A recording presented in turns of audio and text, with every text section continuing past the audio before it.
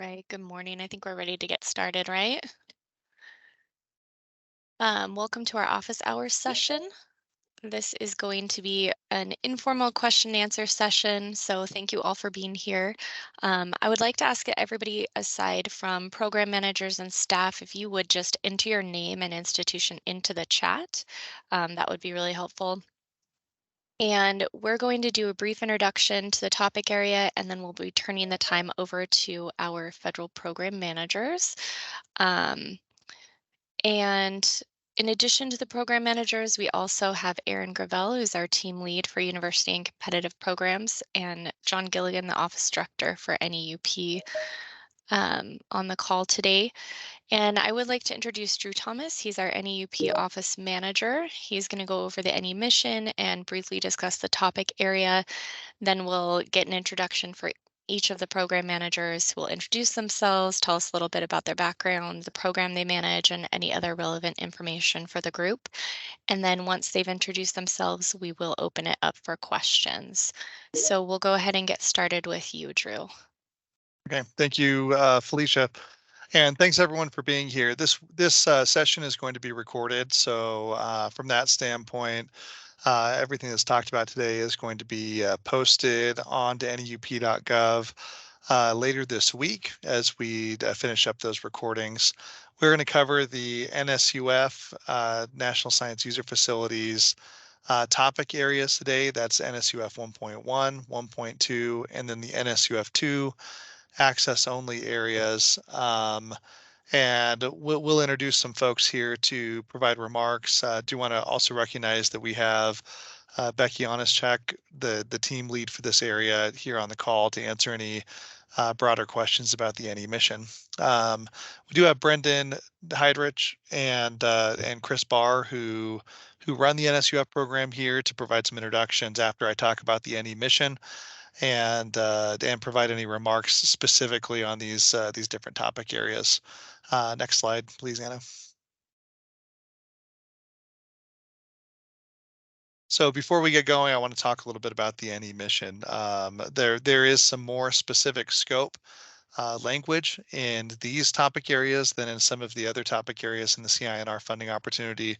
But ultimately, the CINR funding opportunity has the goal to advance nuclear energy science and technology in one of the following 4 areas, and that is keeping our U.S. nuclear reactor fleet operating, deploying new nuclear reactors, securing and maintaining our fuel cycle, and expanding international nuclear energy cooperation. And so when you are preparing your applications, that is the space that the Office of Nuclear Energy operates in. There are a couple of topics that are not a priority for NE. They're covered by other agencies or other offices. And those include things that are not of interest, which include medical physics, fusion, nuclear forensics, and environmental management. So as you get into kind of asking some questions, that's the environment that we're operating under from a mission space standpoint. And with that, I'll turn some time over first to Chris Barr to provide an overview of the topic areas related to this session and any other information you want to provide on the NSUF program. Go ahead, Chris. Great. Thank you, Drew, for the introduction. As I mentioned, I'm Chris Barr, so I'm the Federal Program Manager for the Nuclear Science User Facility, or NSUF for short. And today we are going to talk about the 2 NSUF topics, NSUF 1 and then NSUF 2. So very briefly, for those unfamiliar with the NSUF, we are the Office of Nuclear Energy's sole user facility. We operate as a consortium of users. Current focus is on radiation effects of nuclear materials that can include fuel as well. And we provide access to a wide range of different capabilities at no cost to the user. These can include everything from neutron irradiations and post-radiation examination, ion irradiation or gamma radiation, and a whole suite of PIE capabilities. I would recommend those that aren't familiar with the NSUF to please check out our website. We have a number of different partner institutes, everything that crosscuts from neutron irradiation through beam lines, through gamma radiation, hot cell capabilities. Each of those have point of contacts that you can reach out to, and you can of course reach out to myself and Brendan, who's on the call, I see, and his team at INL in terms of specific questions as it relates to this fellow opportunity. The NSUF has two topics, as I mentioned. So NSUF 1, which is joint R&D and access, and then NSUF 2, which is just NSUF access. And then, so the slide deck there, you can see the topics for each of the NSUF 1 and 2 in terms of the narratives are the same between those. So that's an important designation. The only designation difference is one has additional R&D support and one is for NSUF access only. So with that, I will hand it over to Brendan for a brief introduction, and we can talk more specifically about the scopes or field questions. Sure. Thank you, Chris. Brendan Heydrich. I'm the director for the NSUF. My background is actually in reactor engineering, nuclear engineer out of Penn State. But Chris pretty much covered the high points of the program and the work scopes. So we're interested in hearing your questions. Chris mentioned the website. Obviously, that's a very good resource for it, as well as reaching out to us. There'll be points of contact on the website for us, but also for all of our partner facilities. If you don't know where you want to go, reach out to us and we'll get you pointed in the right direction. We're going to have to do an introduction on my background. So yeah, just briefly, so I'm kind of a nuclear material scientist. So background in structural materials and core material research. I just said that so when somebody asks me a very deep mechanic or a materials question, I can push that off to somebody else that not make a fool of myself. Well, thank you both for your introductions. So this session is scheduled for 90 minutes and it's time to open it up to questions. So go ahead and unmute your mic, introduce yourself, and then ask your question.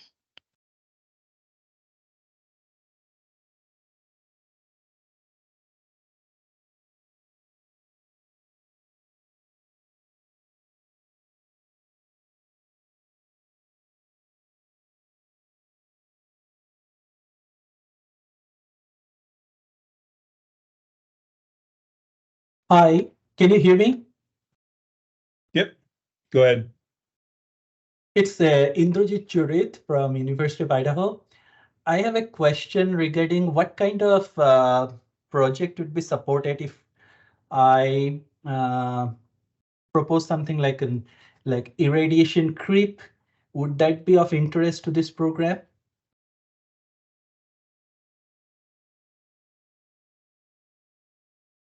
So, well, we don't want to make any sort of pronouncements on any particular individual projects or research areas.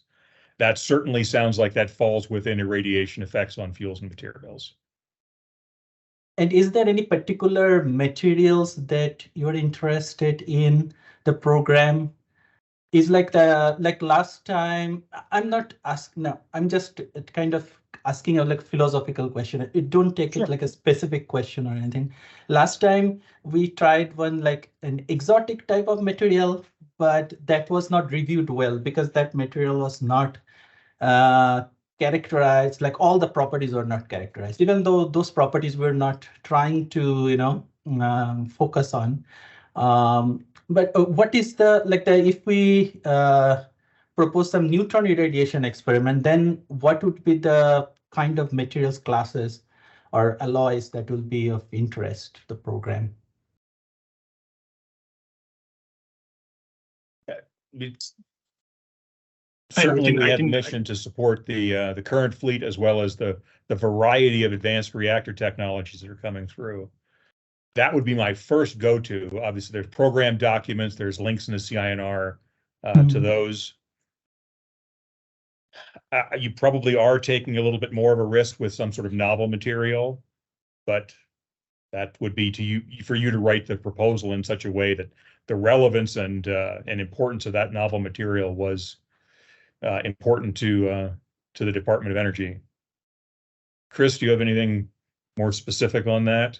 Or No, Brendan, I think that's a good answer. I think I would refer you to some of the program R&D program websites or documents online. So those will give details on what those programs are looking at currently. For example, obviously this topic here, as Brendan mentioned, covers pretty much a wide range of types of structural materials. So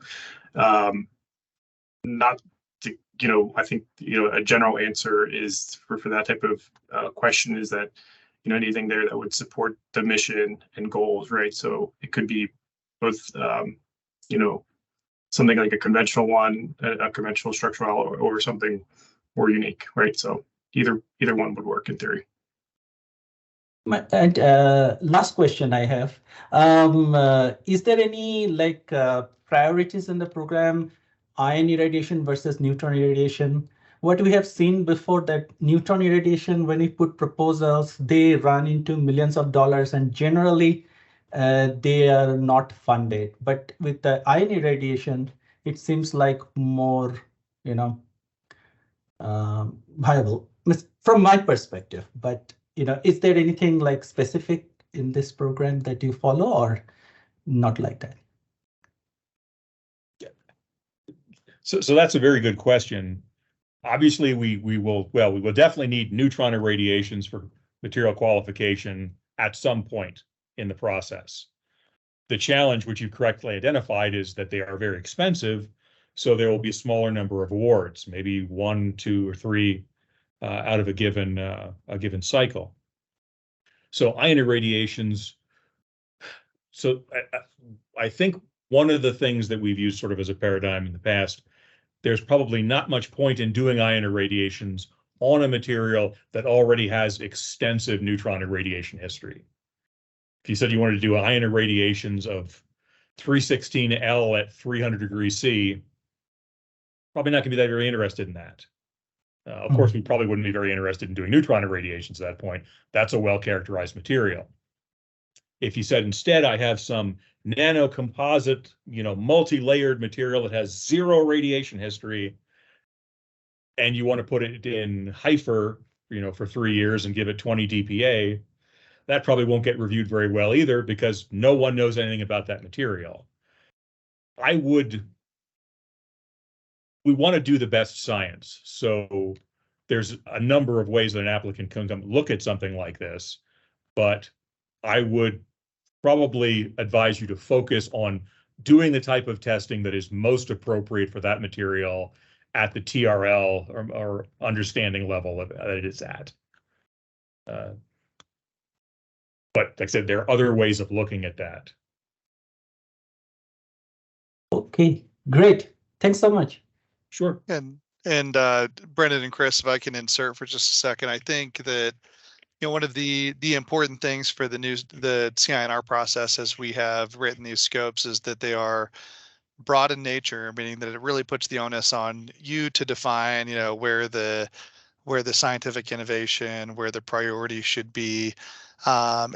It's absolutely fine, and our programs can give you resources to try to connect into the programs themselves, but that's a choice that you as a faculty member would make, not necessarily that the program is going to direct you to, look at a program priority, for example. And so, as you look at this, if you do have a question about, hey, how do I get more involved in the program, that's completely appropriate to ask those questions, but it's not a requirement for for this type of a process or the way that these are reviewed. These are reviewed primarily based on scientific merit and judged in that space, not necessarily the priorities, the specific materials in this case, or the specific activities of the program itself. So I wanted to make that clear as you ask questions, just recognizing where some of these responses are coming from. We've asked program managers to make resources available if you're interested in working with folks in the program or trying to propose something that's closely tied, but it's not a requirement. Great, thank you.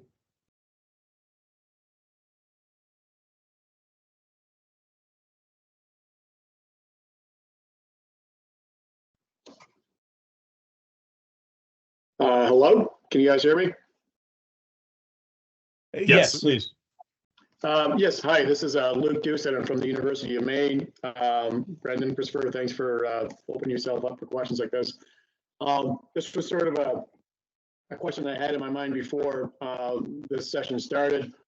Based on your last answer, its relevance may or may not be somewhat downgraded, but with that said, we're going to be potentially proposing to work on a new type of microelectronic sensor material for both flux and temperature monitoring, separate experiments.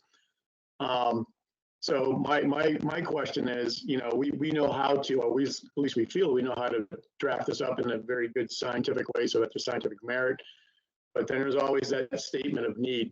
And so given that, are there some resources or documents that, we could review to help us get a better sense of, say, for example, for flux? For temperature, I've got a fairly, it's thermocouples, but for flux, I'm not as familiar with what's currently used, what's currently not necessarily state of the art.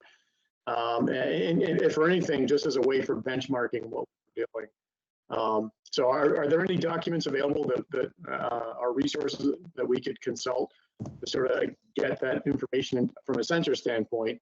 Like, what's the current technology that's used and what are the big drawbacks of the current technology? So I'm sitting here looking for a website trying to answer your question. The Advanced Sensors Instrumentation webpage at DOE will have a link to a bunch of documents. The one I'm thinking particularly of was I think it was a 2018 Oak Ridge report. Oh, I'm sorry, Rebecca's got her hand up. Please go ahead. Oh, no, I'm sorry. I wasn't trying to interrupt you. Can you hear me? Okay. I was just going to point out an additional resource beyond that website, and I'll turn to our CNI and our hosts for the timing. Even if it's not the specific scope that you're going to apply to, it might be worth coming to the related webinar that's being hosted by the Advanced Sensors and Instrumentation program, because they'll talk a lot about what they do and what the state of the art of sensors is that may be of use here too. I was just about to suggest that too, Becky. So yeah, we're on the same page. There, and I just pasted in the NE Sensors website. It's in addition to that. I'm not sure if that's linked from the ASI page or not. But that is a database of the sensors being used. I think you've been trying to talk and you've been on mute.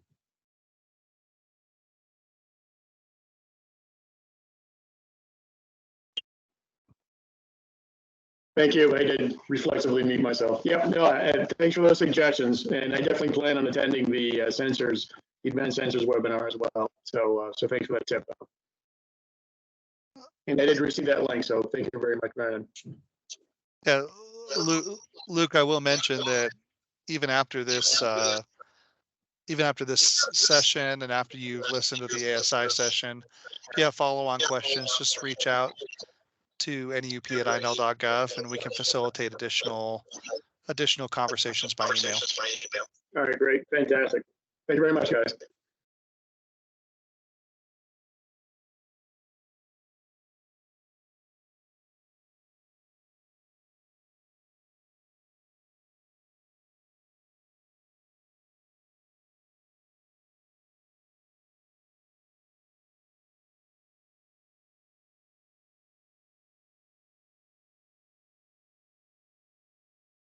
So how we've been running these sessions is we will we'll keep the mics open. We have 90 minutes, but we'll, if questions have concluded, we will have a last call for questions, and then we'll wrap up after that time. So we'll hold until the mics go quiet, and then we'll wrap up. So I see we've got a question. Go ahead.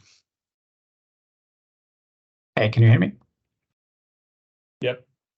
Andreas Enquist from University of Florida here. Also looking at the NSUF 1.2, I had a question on the letter of intent. The FOA description mentions to only cover the NSUF relevant scope of the projects.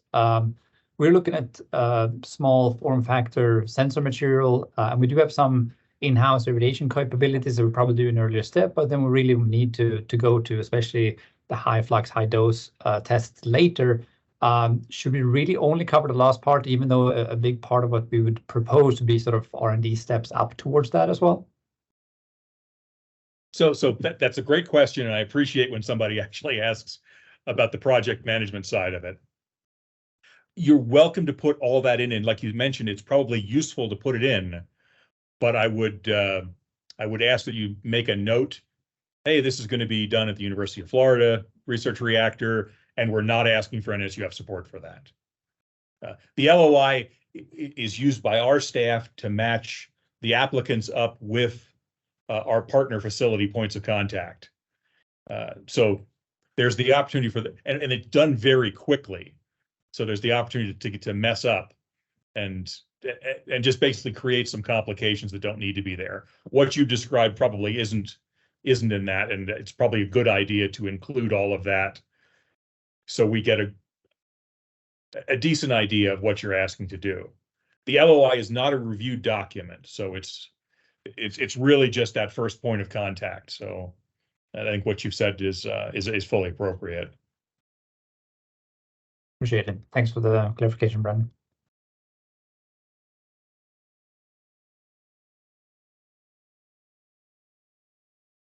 And to extend that answer a little bit further, Brendan, that means that the insinuation there is that the pre-application is your review document. Yeah. So you do need the LOI is more project management, more this is how we're going to match things up. Pre-application should have those full descriptions. Don't wait till the full application. I just wanted to make sure that was clear. I'm sure it was, but we see all sorts of stuff. So always appreciated.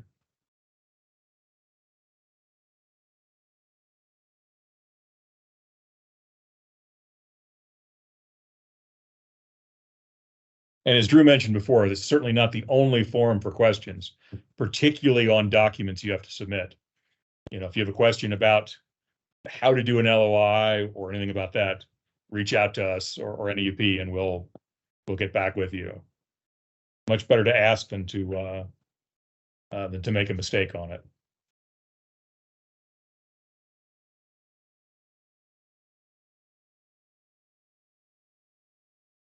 Hi, this is Praneeth Kandlakunta from Ohio State University. Can you hear me? Yes. I have a question about the NSUF facilities access. So is there any restriction on the number of NSUF facilities that one can request access to? So the short answer is no. The longer answer is, well, it'll get expensive, or it can. So that's, once again, not really a reviewed thing, but if we had one project years ago asked for 3 different test reactors. Okay. That was, that just ended up being an $8 million project, and it didn't happen. But no, if you want to do multiple PIE facilities, or if it fits, if it makes sense as a project, there's no restriction on that. Yeah, and provided if we justify the using multiple facilities with. It would make sense. Go ahead, Chris. Yeah, no, I just want to add just a comment there, and I agree with what you're saying, Brendan. I would encourage you to reach out to the NSUF office, and if there's specific types of capabilities or which facility might be, what are the available facilities for certain types of capabilities, that we can certainly help with that. But yeah, no, that was what I wanted to add is there's some resources both on the website there that can help provide the information on what's actually out there on the different capabilities that the NSUF program has, and that might help with that. Okay, thank you. Drew, I think I saw your hand. Yeah, that was an accident. I'm just pressing buttons all over the place, so sorry. All right. Very good. Thank you.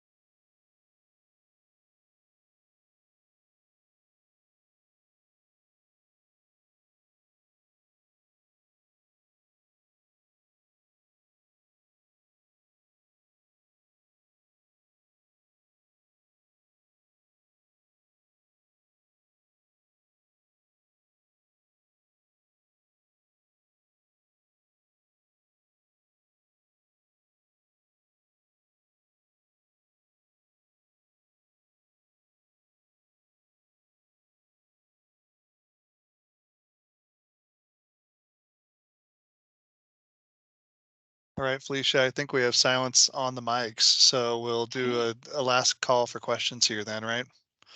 Okay, yep. And while we wait for a last call, feel free to raise your hand or unmute. I just want to remind everybody about important due dates as we go. We held this NSUF session today because our LOIs are due on Wednesday. Those are required to start the NSUF process, whether you're NSUF 1.1 or 1.2, or the access only on NSUF 2. And then, like I said, the review document, the real proposal will be due at the end of July, on July 26th. And so that is kind of the time frame that we're looking at for the different upcoming due dates. If you are new to the process and have any questions about how the review process works, about how the LOI, pre-application, and full application process work, do feel free to reach out to the NUP integration office, and myself or some other folks on the team here can answer your questions. So at this point, last call for questions.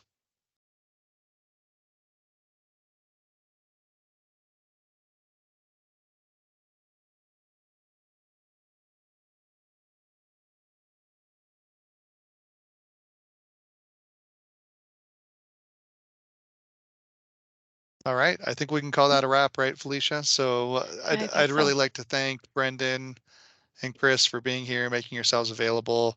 Like we said, this isn't the only opportunity, so please feel free to reach out by email. Give Brendan or myself a call if you need contact on more questions about NSUF facilities or about the review process itself. Thank you, everybody, for being here today. Thank you.